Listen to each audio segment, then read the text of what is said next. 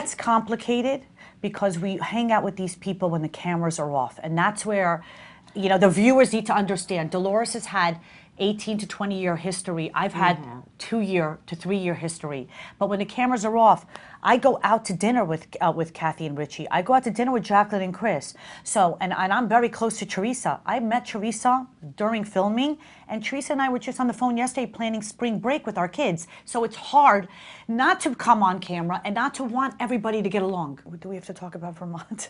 That was, it when I tell you, it is so drained. We had to, what did we, sleep for 3 days after that? I mean, neither one of us, we're very high strung. Yes. Both of us were so mentally and emotionally drained after that.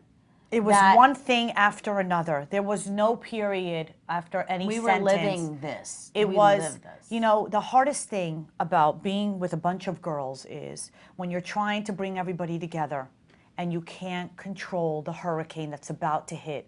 So when there's a hurricane coming, you know, you put up the shutters, you get, you go to the store, you buy batteries, you buy water, whatever you need to do.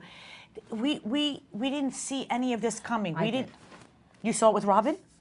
I knew every time an outsider gets in the mix of this crew, something goes wrong. Yeah. So here we have an outsider coming into a very tight-knit group of people. A lot of times when somebody else comes in, right away they feel like choosing a side or being closer to one other person in the group and not being neutral, but they want to make their, like, I guess, a lackey. And also what the viewers don't know is that there's a long history. We didn't just meet Robyn in Vermont. There's been a little bit of a tug of war happening prior to filming. Where she was kind of, you know. No, she's been on the outs with Rosie. She's on the outs with Rosie. If she peripherally knew Joe and Teresa. Yeah. Through there, so she was on that side. Yeah. Basically, to me, is if you have a problem, you know, not everyone's going to like me, not everyone's going to like, well, they better like Dolores, so they're going to have to deal with me. But I'm just saying, Rosie to me imagine if someone ever tried to hurt my Siggy? No, but Rosie is all heart and soul. Like I'm not that nice at the end of the day when someone tries to hurt someone I love. Let me tell you something. Oh my God, Sig, you'll see. Yeah. Well, I hope you don't see. No, I hope I don't see because nobody better go near you. It's going to be explosive, and then you will see, as neutral as we are, we still have our own opinion.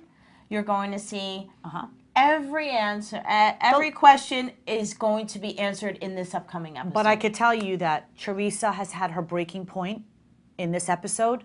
Melissa has her breaking point. Jacqueline has her breaking point. Siggy has her breaking point, and Dolores has her breaking point. Every single person broke. It's like the pressure cooker explodes. Yes. Dolores is a little bit more of a pessimist. I'm a realistic pessimist. Yes, she is. And my kids hate me for it. They call me the Grim Reaper if you ever watch that episode. It's the cutest thing what her kids do to her. But I'm more like, let's hope, let's pray. You know what I'm saying? But I need effort. I need effort from everybody. So Dolores and I are like, the whole time you're trying to diffuse things. Oh, don't take it like that. She didn't mean it like that. Yeah, but that's the way to be. Friends do that. Yeah. Friends diffuse situations. Something you'll learn as a police officer when you walk into a domestic violence situation, which is the most dangerous that you'll ever come in when families are fighting. She's saying this because you know that she was a corrections officer. Okay. So what you'll do is you'll separate the two, and you'll do whatever you can. You'll speak in a lower voice. You don't speak over the people that are yelling. And there's so many ways to diffuse it. But in the meantime, your guts are twisted. You're like stressed out, and you're this and you're that. So her and I, you'll see that we do sit there, but there is you gotta watch it because it's epic. It's epic. I don't know what to say.